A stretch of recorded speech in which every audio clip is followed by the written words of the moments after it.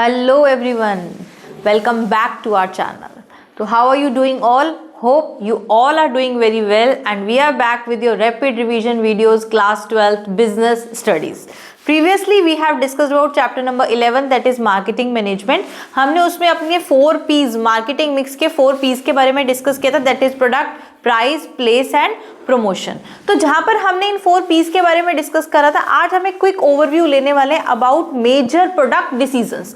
जब हम प्रोडक्ट की बात करते हैं, हमने यह बात की थी कि आज के एरा में, आज के जो मॉडर्न व्यू में कोई भी ऑर्गेनाइजेशन वो गुड और सर्विसेज प्रोड्यूस करता है जो मार्केट की नीड होती है। सबसे पहले हमें रिसर्च करनी होती है अबाउट द प्रोडक्ट कि क्या प्रोड्यूस किया जाए, बिकॉज प्रीवियसली जो मार्केट में प्रोड्यूस होता था कस्टमर्स वो यूज करते थे, but nowadays things have changed. अब हम कस्टमर को किंग मानते हैं, customer is the king of the market, और जो कस्टमर की नीड्स हैं पहले उन्हें आइडेंटिफाई किया जाता है और फिर वो गुड्स और सर्विसेज प्रोड्यूस किए जाते हैं। ठीक है, तो जब हम प्रोडक्ट की बात करते हैं, उसके 3 मेजर डिसीजन, जो 3 इंपॉर्टेंट डिसीजन है related to product, that is branding, labelling and packaging, उसका एक क्विक ओवरव्यू लेते हैं आज इस शॉर्ट वीडियो में। ठीक है, तो जब हम ब्रांड की बात करते हैं, व्हाट इट इज एक्चुअली, कोई भी गुड जब हम यूज करते हैं तो किसी नेम से उसे हम प्रोनाउंस करते हैं, डिमांड करते हैं या कहीं भी कुछ परचेजिंग करने जाते हैं तो हमें एक नेम लेना पड़ता है कि हमें क्या चाहिए।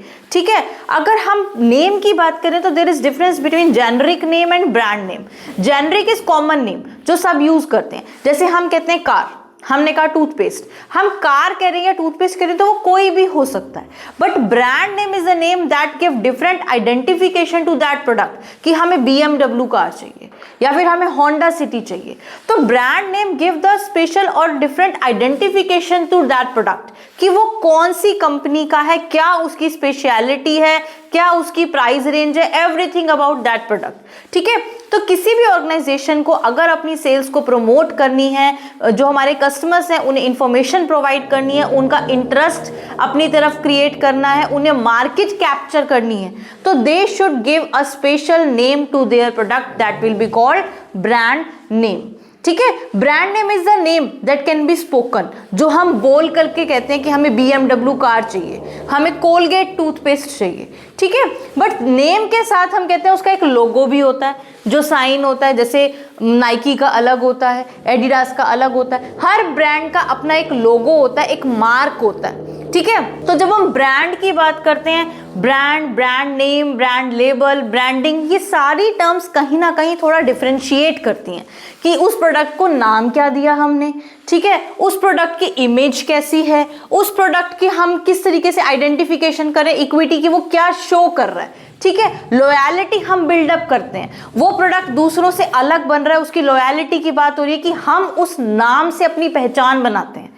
लोग आज पैसे को साइड में रख करके कोई भी गुड परचेज करते हैं उसके ब्रांड नेम से, क्योंकि वो एक लॉयल कस्टमर को बिल्डअप करता है, वो कस्टमर में उनकी क्रेडिबिलिटी हो जाती है कि वो उस प्रोडक्ट पे, उस प्रोड्यूसर पे ट्रस्ट करने लग जाते हैं, उसकी क्वालिटी पे ट्रस्ट करने लग जाते हैं। ठीक है, तो किसी भी ऑर्गेनाइजेशन के लिए अपने प्रोडक्ट की मार्केटिंग करने के लिए, अपनी डिमांड को इंक्रीज करने के लिए इट इज नेसेसरी कि वो अपने प्रोडक्ट को एक डिफरेंट आइडेंटिफिकेशन दें, जिसको हम बोल करके हम डिमांड कर सकते हैं, उसके मार्क से, उसके लोगो से, उसके डिजाइन से उसको हम पहचान सकते हैं। ठीक है, और किसी भी ऑर्गेनाइजेशन का जो ब्रांड नेम है that should be a good brand name. उसके लिए जरूरी है कि that should be easy to pronounce, उसकी प्रोनाउंसिएशन बहुत इजी हो। ठीक है, आइडेंटिफिकेशन इजी हो, और जो टर्म, जो वर्ड हम उस ब्रांड के लिए यूज करते हैं वो उसकी आइडेंटिफिकेशन को मैच करे। जैसे हम कार के लिए यूज करते हैं स्विफ्ट।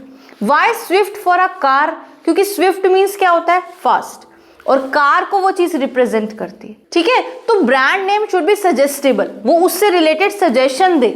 जैसे हम बोलते हैं किसी भी वॉशिंग प्रोडक्ट के लिए हम यूज करते हैं कोई भी चीज, कोई भी नेम दिया जाता है तो वो उसके लिए सजेस्टिव होना चाहिए। Got it? तो this was about brand, branding, कि किस तरीके से ब्रांड हमारे प्रोडक्ट को एक डिफरेंट आइडेंटिफिकेशन देते हैं। नेक्स्ट हमारा क्या आता है, लेबलिंग। तो जब हम लेबलिंग की बात करते हैं, labelling is to give a label, attaching a label to the product. Label क्या होता है? लेबल एक टैग होता है जो किसी भी प्रोडक्ट के साथ अटैच्ड होता है या फिर उस प्रोडक्ट के ऊपर दी हुई इंफॉर्मेशन।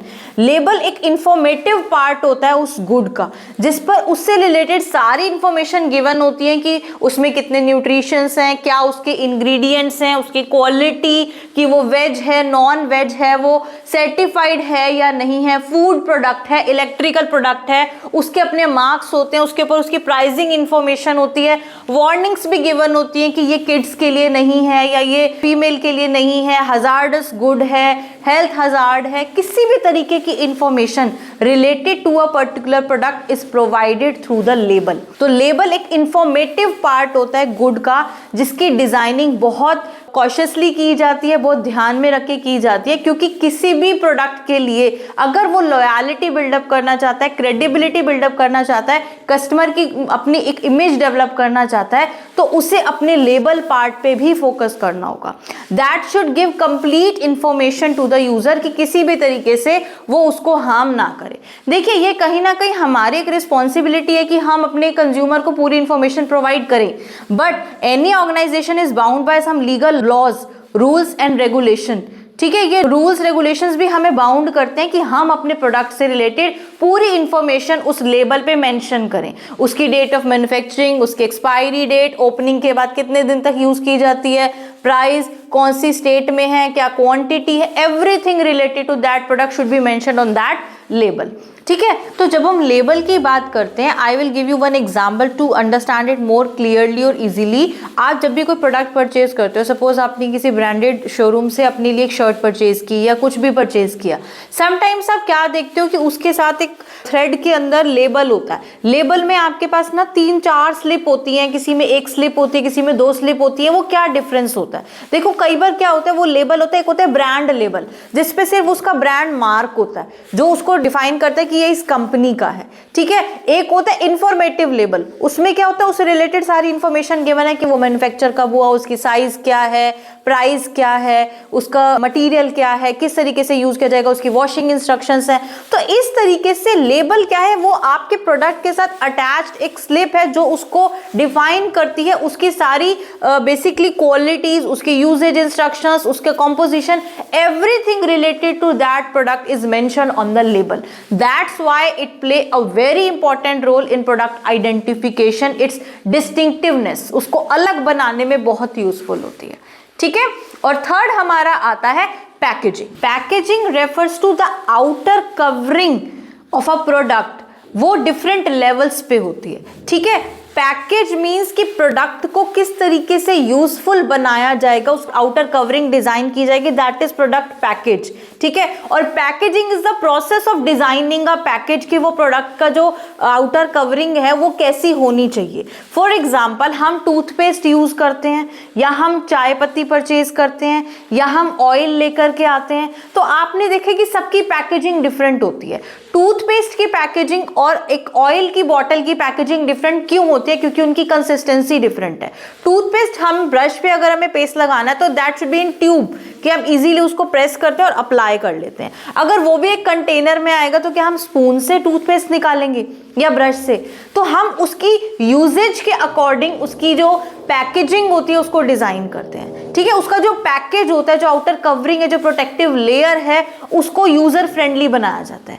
सिमिलर टू दैट, अगर ऑयल की बात करते हैं तो ऑयल की कंसिस्टेंसी टूथपेस्ट से अलग होती है। हम उसके लिए ट्यूब नहीं, उसके लिए केन्स डिजाइन करते हैं। ठीक है, वो बड़ी बड़ी बॉटल्स में, केन्स में आता है। वो क्या डिफरेंस होता है? यहां पर आप पैकेजिंग डिजाइन करते हो as per the products need, but packaging के भी डिफरेंट लेवल्स होते हैं। There are 3 levels of packaging, that is primary, secondary and tertiary. What is the difference between this primary, secondary and tertiary? अलग अलग level पे होता है। Primary packaging is the protective packaging, जो हम कहते हैं ना, आउटर कवरिंग की बात है कि जो एक गुड को प्रोटेक्ट करती है, कि हम टूथपेस्ट अगर यूज करें, लेके आएंगे तो हाथ में तो नहीं लाएंगे, वो ट्यूब्स में आता है, ऑयल कंटेनर में आता है, सोप बॉक्सेस में आता है, बहुत सारे ऐसे गुड्स एंड सर्विसेज हैं जो अलग अलग बॉक्सेस में आते हैं। तो जो सबसे पहली पैकेजिंग है जो उसको एनवायरनमेंट से प्रोटेक्ट करती है, उसमें कुछ हार्मफुल कंटेंट्स ना जाए, कोई बैक्टीरिया ना जाए, उसको सील किया जाता है, वो होती है प्राइमरी पैकेजिंग। जैसे आप देख रहे हो कि बॉटल्स पैक की गई हैं, ये इसको प्रोटेक्ट करते हैं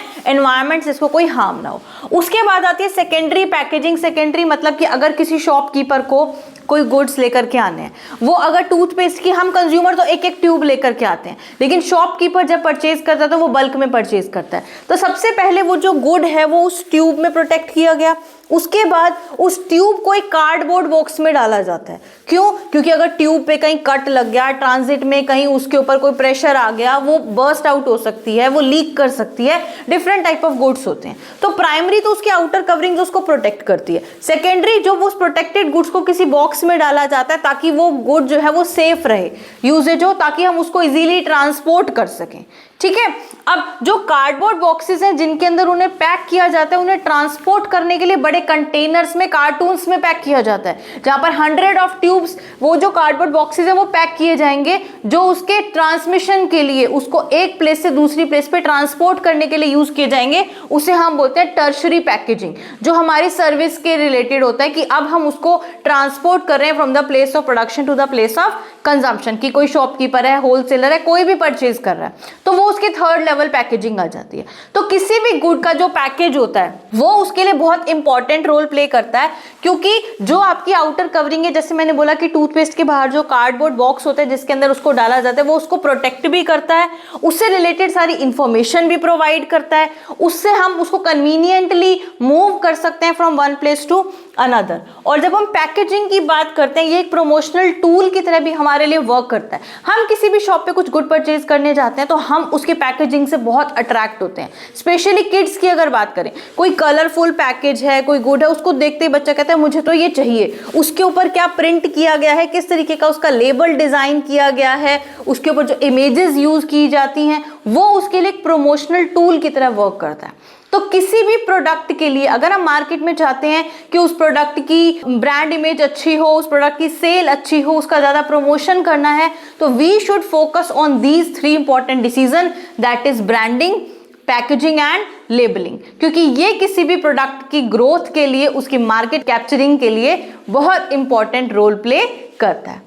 Got it? So this was about your chapter number 11, that is marketing management. Hope you find it useful. If yes, go follow.